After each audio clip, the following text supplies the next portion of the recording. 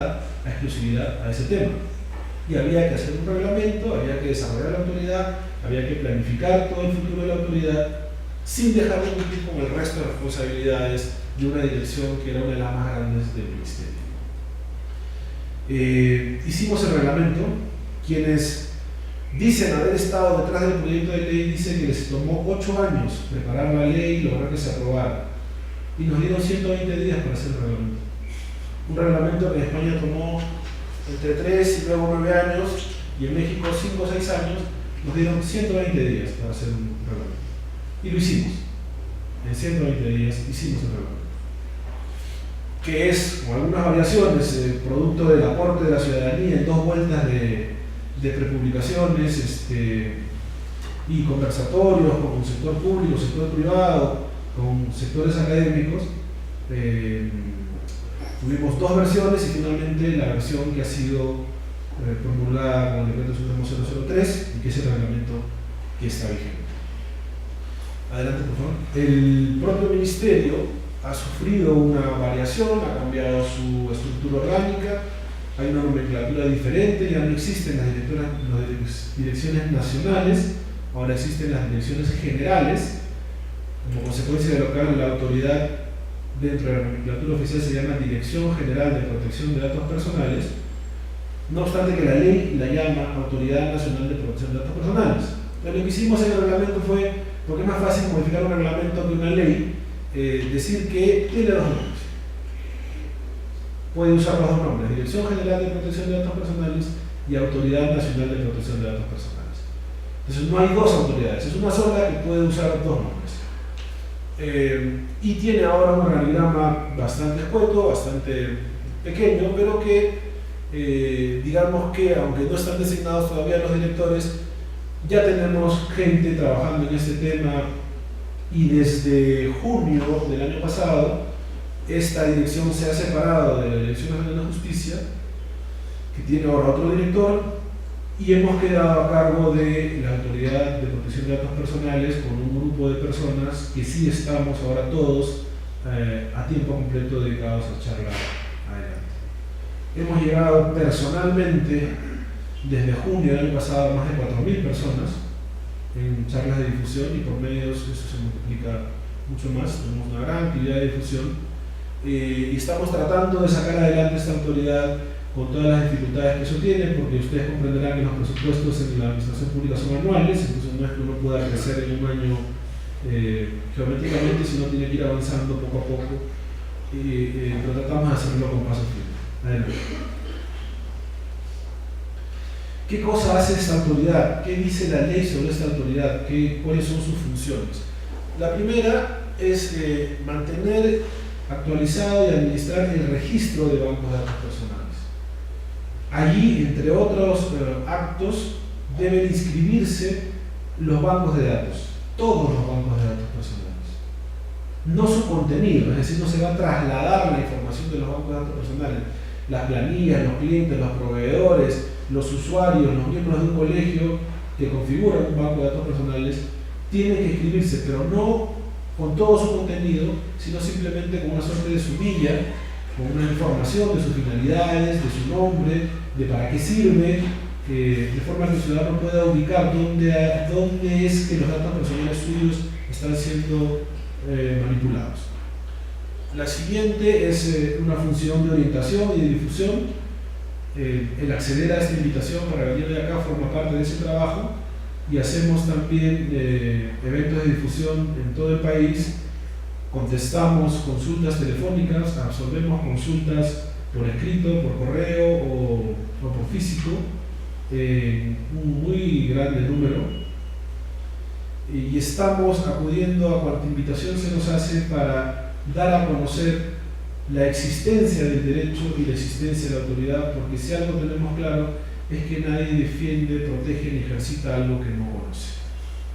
Y digan lo que digan los promotores de la ley, lo cierto y concreto es que este derecho ha sido absolutamente desconocido en el Perú hasta hace muy poco, que estamos trabajando para revertir esa situación. Y es desconocido por los ciudadanos que podrían ejercer su derecho, y por los titulares de los bancos de datos que tendrían que respetarlos y tener cierta conductas de protección. O sea, nadie en el Perú sabía de qué se trataba este tema. 4 o 5 personas tenían algunas ideas vinculadas al asunto, pero para efectos prácticos de cumplimiento de la ley hemos empezado a trabajar realmente de cero. Dice nuestra ley que tenemos la facultad de emitir opinión vinculante respecto de cualquier proyecto de ley que se refiera a datos personales. Lo que ocurre es que al Congreso esto le vale poco y ellos hacen sus proyectos y no preguntan. Pero también es cierto que hay alguno que otro, varios proyectos que han llegado a nosotros y se han rectificado, se han modificado o han obtenido una opinión favorable en temas bastante sensibles que luego vamos a comentar, por lo que esa facultad es bastante importante. En el mundo privado se habla de la privacidad por diseño, que significa la diferencia entre, que ustedes van a comprender claramente, entre yo quiero ropa, yo voy y me compro y si me queda bien o me queda mal ya luego la retoco, o yo voy a un sastre que me hace mi traje a la medida. Yo cuando voy a trabajar privacidad puedo hacer las cosas como se me ocurren y luego ver si cumplí o no cumplí con la ley, qué cosas tengo que rectificar y qué cosas tengo que modificar, o puedo hacer privacidad por diseño. Y es involucrar a alguien que conoce del tema de privacidad desde que diseño aquello que quiero hacer. Porque el mundo no gira alrededor de la protección de datos, el mundo gira alrededor de la necesidad de seguridad, de programas sociales, de telecomunicaciones, y no tienen obligación quienes se ocupan de esos temas de conocer el tema de la privacidad. Pero lo que es muy inteligente es que desde que se diseña algo respecto de eso, se escuche la opinión y se introduzcan las nociones y los protocolos de privacidad para que el producto final sea un producto a la medida y no tenga problemas de privacidad una vez que se implemente.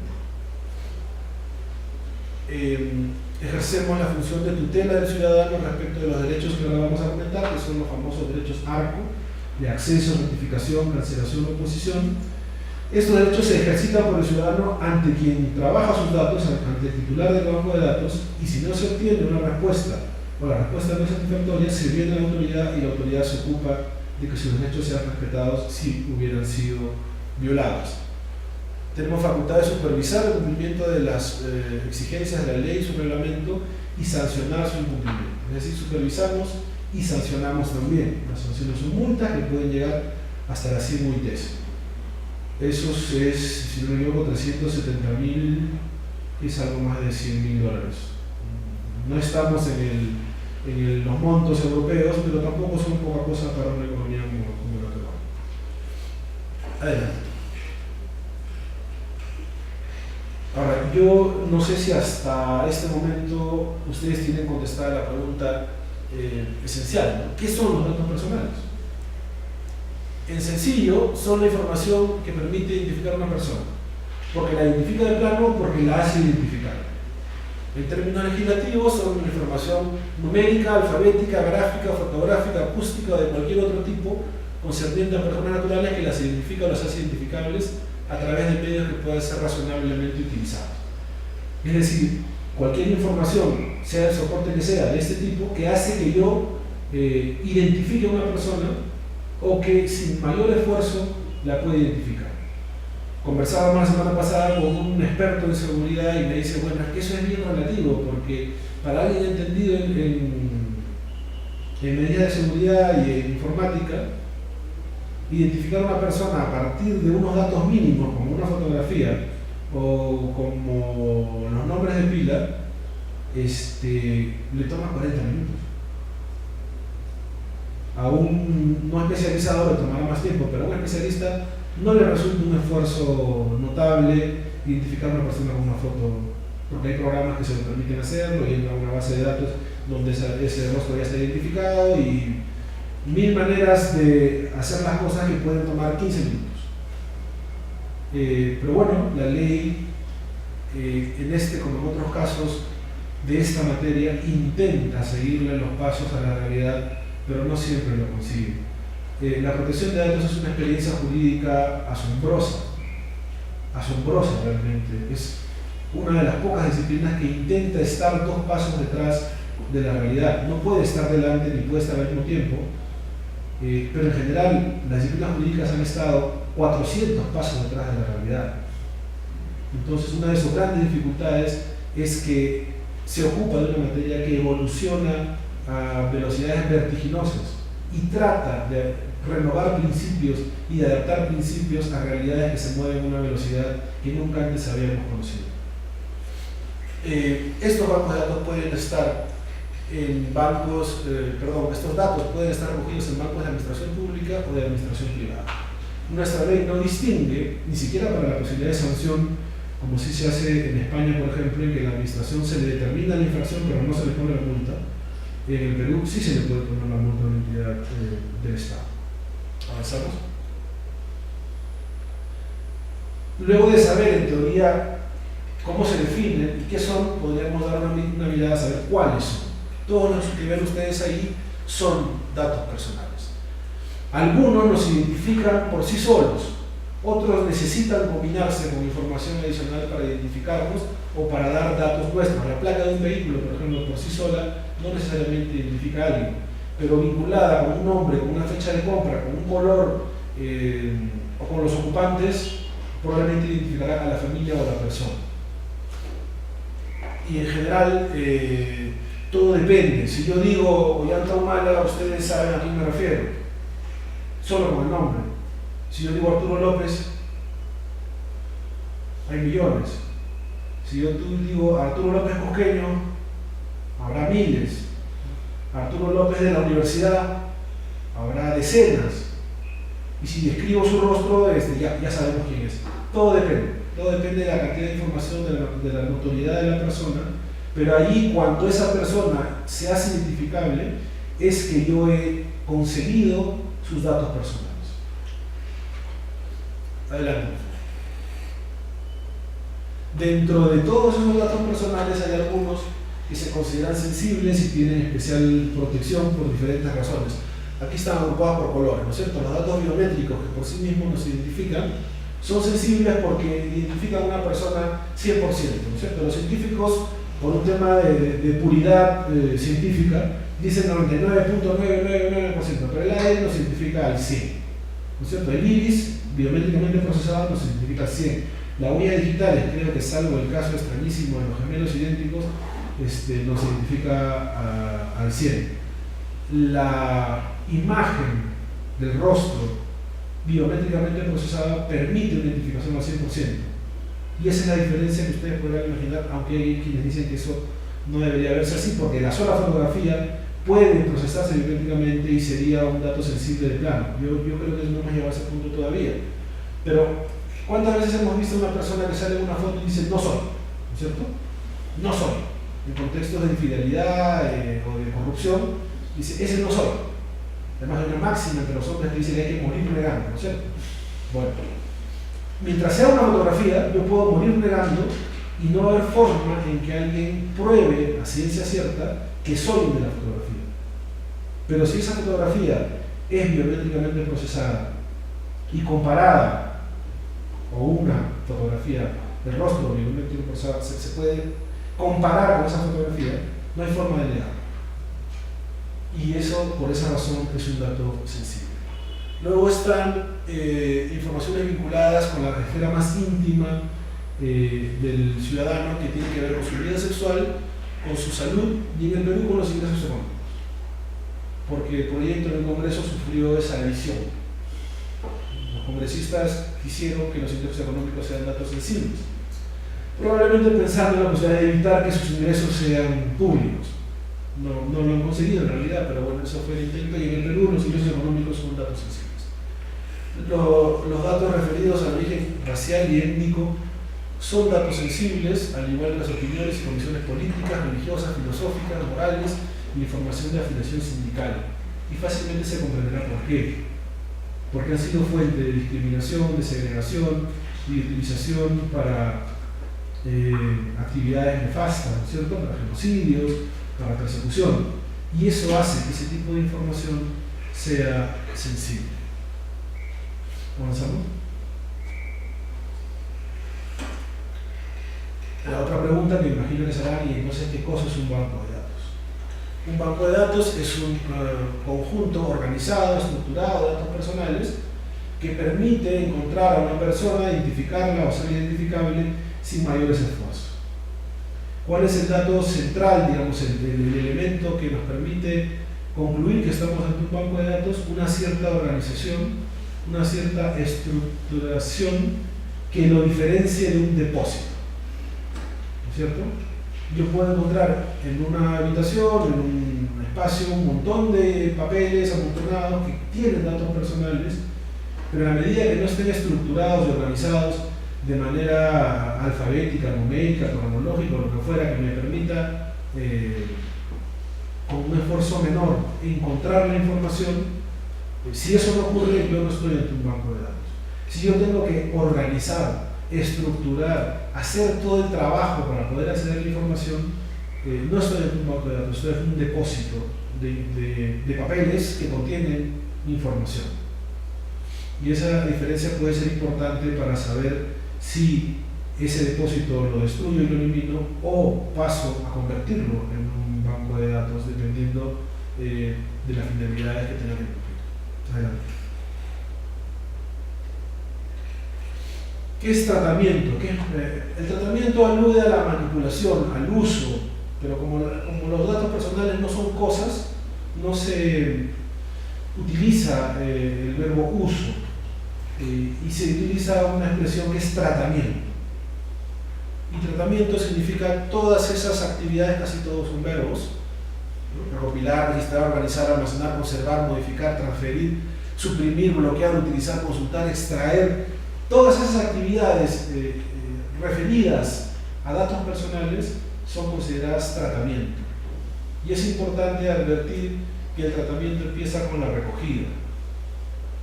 Hay quienes nos dicen, bueno, yo estoy recogiendo recién, yo no estoy haciendo tratamiento, o yo tengo información almacenada en un banco de datos, pero no estoy haciendo tratamiento. No, recogerlos es tratamiento, tenerlos almacenados ya es tratamiento, y eso porque es importante, porque ya hay que cumplir con los preceptos de la ley desde ese inicio. Y en general, la ley deja el tema abierto. Dice, cualquier otra forma de procesamiento que facilite el acceso, correlación o interconexión de datos personales es tratamiento.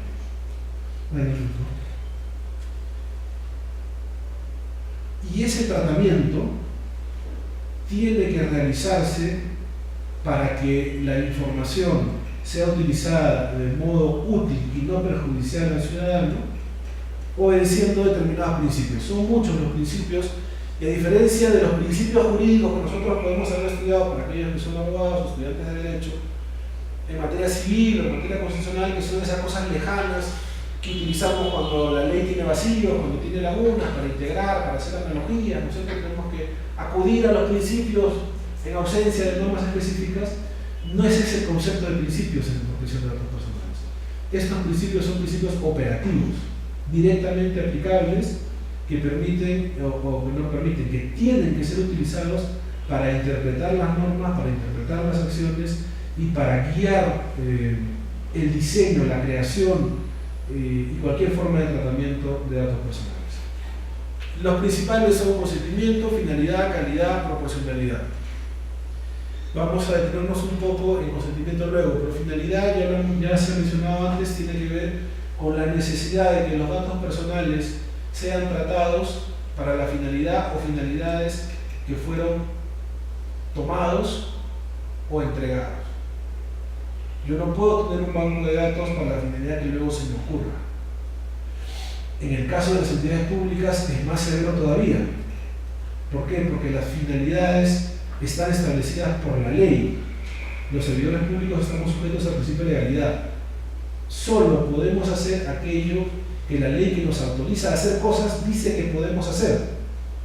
En el sector privado yo puedo tener una finalidad, que es ejecutar una relación contractual, y puedo intentar una finalidad distinta, transmitírselo a yo vendo carros, se lo transmitiré al que vende camiones. Si solicito permiso yo lo puedo hacer. En el sector privado, si mis finalidades son A, B, C, yo no puedo imaginarme una finalidad Z para pedir permiso para hacer esa Z, porque si Z no está entre las funciones que la ley dice que yo debo cumplir, no puedo hacer Z, y eso tiene que quedar absolutamente claro. Calidad tiene que ver con que la información responda a la realidad, sea actualizada, sea la que corresponde a los hechos, y si no hay que actualizarla, hay que modificarla, y no puede ser información falsa. Digo, no puede ser intencionalmente falsa, puede quedar desactualizada, pero hay que actualizarla, hay que mantener el principio de calidad. Y la proporcionalidad, que es un principio muy importante, tiene que ver con que el tratamiento sea el necesario para cumplir la finalidad, sea el idóneo para cumplir la finalidad, y sea aquel que se tiene que hacer porque no existe otro menos invasivo de la privacidad. Yo no puedo, si me piden información de 5 personas con 2 datos personales de esas 5 personas, enviar información de 500 personas con 7 datos personales de esas 500 personas y decir, bueno, busca ahí los 5. Ahí no hay proporción. Si yo necesito para mi trabajo nombre, apellido y dirección, yo debo solicitar y trabajar con nombre, apellido y dirección. No tengo por qué saber, además, estado civil, número de hijos, lugar que pertenece, cuánto gana, dónde vacaciona. Esa información no la necesito, no hay ninguna razón por la cual yo deba trabajarla, mantenerla o transmitirla. Avanzamos. Y acá estamos regresando al consentimiento. El consentimiento indica que los datos personales deben ser tratados para aquellas finalidades que han sido consentidas y que han sido autorizadas por el titular. Recuerden ustedes que esto se inició y sigue teniendo como núcleo muy importante la llamada autodeterminación informativa. Es decir, cada uno de nosotros decide por sí mismo qué se hace con su información. Por eso es auto. Yo decido qué se hace con mi información. Y en consecuencia, si yo no autorizo que mis datos sean utilizados para tal o cual cosa, no pueden ser utilizados para tal o cual cosa. Esa es la regla general, hay algunas excepciones. Y en el caso de la administración pública, el otorgamiento del consentimiento se reemplaza por la autorización legal. Es decir, las entidades públicas no necesitan solicitar consentimiento para hacer los tratamientos que se requieren para su función, para aquellas cosas que la ley dice que tienen que hacer. Pero eso no quiere decir que pueden hacer lo que quieran. No necesitan el consentimiento, pero están absolutamente enmarcados por la autorización legal. Aquello que la ley dice que pueden hacer es lo que pueden hacer. Lo que no está en la ley como una cosa autorizada para hacer, no se puede hacer. Y esa es, digamos, la traducción de un principio tan fuerte como el principio de consentimiento al ámbito de las entidades públicas. En el ámbito privado, por favor, el consentimiento tiene que ser libre, previo, expreso, inequívoco e informado.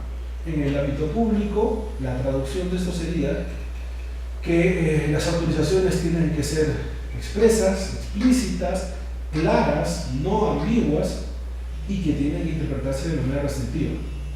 Lo que no está claramente establecido como permitido no está permitido. Avanzamos, por favor. En el caso de los datos sensibles, lo que dice la ley y el reglamento es que además del consentimiento expreso, tiene que ser por escrito. En realidad, esto tiene más la apariencia de un grado muy alto de protección cuando, si nos ponemos a pensar en el consentimiento de datos generales o sensibles, casi siempre va a ser por escrito. Quienes no... o sea, si yo tengo que probar que me han dado consentimiento, lo más probable es que lo voy a tomar por escrito. No lo hacen así las entidades de telecomunicaciones o servicios muy grandes que están en posibilidades de grabarnos. Las entidades del sector financiero, de telecomunicaciones, que nos avisan que nos van a grabar y nos graban. Y uno puede contratar por cientos o miles de dólares y dar autorizaciones muy importantes, incluso el consentimiento para tratamiento de datos, que queda grabado. Pero si no están en capacidad de grabarnos, lo que van a hacer es tomar nuestro consentimiento por escrito, porque van a tener necesidad de probar que lo tienen en caso de una supervisión de la autoridad. Adelante. Y aquí entramos ya un poco con más detalle a la actividad del sector público, ¿cierto? Hay, como parte de las excepciones al consentimiento de recopilación, como bien se ha dicho ya antes, el hecho que yo pueda tomar información de fuente pública no quiere decir que pueda hacer con esa información lo que yo quiera y darle el tratamiento que me parezca. Lo único que quiere decir es que no necesito el consentimiento para tomarlo, ¿no? Y entonces la ley establece que hay fuentes de acceso público y que esas fuentes de acceso público, la toma de información de esas fuentes de acceso público, son una excepción al principio de consentimiento. Fíjense que en el ámbito público esa excepción se relativiza, porque si yo no tengo autorizado entre mis funciones tomar esa información pública, tampoco puedo tomarla. Porque no por el tema de la información, sino porque estaría incumpliendo mis funciones, estaría haciendo funciones que no debo. Los medios de comunicación social, con independencia de sus soportes, son fuentes de acceso público, las guías telefónicas, hay todo un debate acerca de ese tema en el Perú, porque ustedes saben que de las páginas blancas, uno para salir tiene que pagar. En vez de uno pagar para que pongan sus datos, uno tiene que pagar para salir, y eso tiene que ver con la forma en que se entregó la concesión y el contrato que nos vincula todavía con Telefónica y que lo obliga a tener páginas blancas en ejecución de ese contrato, y entonces para poder salir de eso te cobran. Los diarios y las revistas, independientemente del soporte, son también fuentes de acceso público. Los medios de comunicación social, adelante. Algunos otros más, no vamos a tener en todos, pero digamos la lista de los gremios, de los colegios profesionales, los repertorios de jurisprudencia debidamente anonimizados. Ahí ustedes verán que hay una suerte de contradicción, ¿no es cierto? Porque si ya están anonimizados ya no tienen datos personales. Pero el mensaje que se quiere dar es que se puede tomar información y convertirla en información pública cuando hablamos de jurisprudencia, sí anonimizados. Es decir, si borramos de manera definitiva la información que consiste en datos personales. Los registros públicos, de la Superintendencia Nacional de Registros Públicos, por ejemplo, y otros que la ley establezca como registros públicos. Y el octavo es el que nos interesa comentar un poco más, ¿no? Las entidades de la administración en relación a la información que deba ser entregada en la aplicación de la ley 27806, Ley de Transparencia y Acceso a la Información Pública. Es decir, las entidades públicas son una fuente de información de acceso público respecto de la información que tienen que entregar por mandato de la Ley de Transparencia. Avanzamos. Y entonces hay todo un movimiento, una preocupación acerca de cómo se compatibiliza este derecho a la información pública, que es también un derecho, de hecho es vecino, está en el numeral anterior, en el artículo 2 de la Constitución, al de protección de datos personales, y hay quienes llegan a sostener que la protección de datos puede ser un freno, una barrera a la transparencia, y que ahí se genera un problema, ¿no? Porque son dos derechos en conflicto por definición. Yo no creo que eso sea cierto. Creo que en algunos casos concretos puede haber necesidad de sopesar importancias y prevalencias en los casos concretos. Nunca en abstracto, porque no puede haber prevalencia entre dos derechos fundamentales en abstracto, y ningún derecho fundamental puede servir para violar otro derecho fundamental, ni para escudarse y no cumplir con otro derecho fundamental. Y entonces, ¿qué es lo que uno encuentra? Uno encuentra que en la Constitución, en la propia Constitución, se dice que uno tiene derecho a solicitar sin expresión de causa la información que requiera y a recibirla de cualquier entidad pública en el plazo legal como el costo que supone el pedido, es decir, como el costo de la copia, ¿cierto? Lo que suponga reproducirla. Y dice en la propia Constitución se exceptúan las informaciones que afecten la intimidad personal y las que expresamente se excluyen por ley o por razones de seguridad nacional. Entonces, esta aparente preocupación de que ha venido a aparecer una ley de protección de datos que nos complica la vida cuando estábamos todos tranquilos en materia de transparencia no es correcta. Porque la propia Constitución, al establecer el derecho a la transparencia, deja a salvo la protección de la privacidad en la Constitución. No hay ni siquiera que ir al artículo que se ocupa de la protección de datos. En la propia norma que establece el derecho a la transparencia está protegida la privacidad. Avanzamos. Y la ley de transparencia y acceso a la información pública establece como regla general la presunción de máxima publicidad. Con algunas excepciones, pero la presunción es que toda información en poder del Estado tiene que ser entregada si es solicitada. Y sin embargo dice también que la denegatoria debe estar fundamentada en las excepciones de los artículos 15 a 17 de la ley, señalándose expresamente las razones por las que se aplican esa excepción. Avanzamos. Y entre el 15 y el 17 están, si ustedes ven en el primer párrafo, dice: el derecho a la información pública no podrá ser ejercido respecto a la información referida a datos personales cuya publicidad constituye una invasión de la intimidad personal y familiar. Ahí hay algunos errores de precisión, digamos. No se deniega la publicidad, se deniega la entrega, porque la entrega no significa publicidad. El compartir información no significa que tiene que ser público, y no hace falta que sea pública para que esté protegida. La sola entrega puede ser denegada porque constituye una invasión a la intimidad personal y familiar. Y luego desarrolla, en los casos de información referida a la salud, y una referencia a que esta información es dato sensible, que en verdad solo se comprende en la medida en que no estaba todavía vigente la ley, porque los datos son sensibles por su naturaleza, no porque hayan sido solicitados en vía de transparencia. Avanzamos. Y entonces tenemos que en materia de transparencia la presunción de máxima publicidad tiene algunas excepciones, ¿no es cierto? La información que está siendo utilizada para preparar un informe se puede denegar, salvo que sea mencionada antes de expedirse el informe, y en el caso que el informe ya sea emitido, entonces la información insumo, los informes previos a un informe final, tienen que ser entregados. Pero mientras está siendo procesado, se puede denegar. La información que tendría que elaborarse, es decir, yo puedo tener información, pero me es solicitada de tal manera que yo, para tener la información de esa manera, como me la han pedido, tengo que elaborarla, tengo que procesar, tengo que analizar, y no estoy obligado a hacerlo por ley de transparencia. Yo lo puedo denegar, porque así como me lo han pedido y en esa forma, no lo tengo disponible.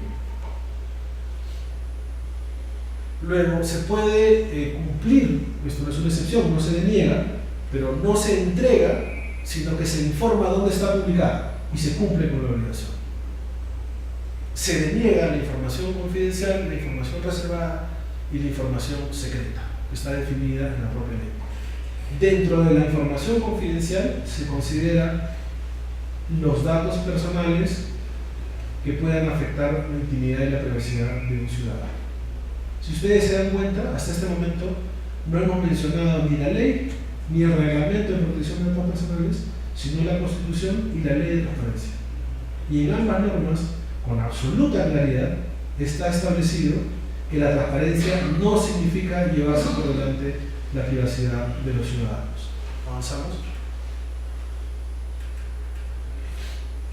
Dicho lo cual, yo quiero tomarme un tiempo para aterrizar este tema en materias, en ejemplos que ustedes puedan comprender con mucha más facilidad y que les permita tener una visión de lo transversal que es este tema y de lo delicado de los temas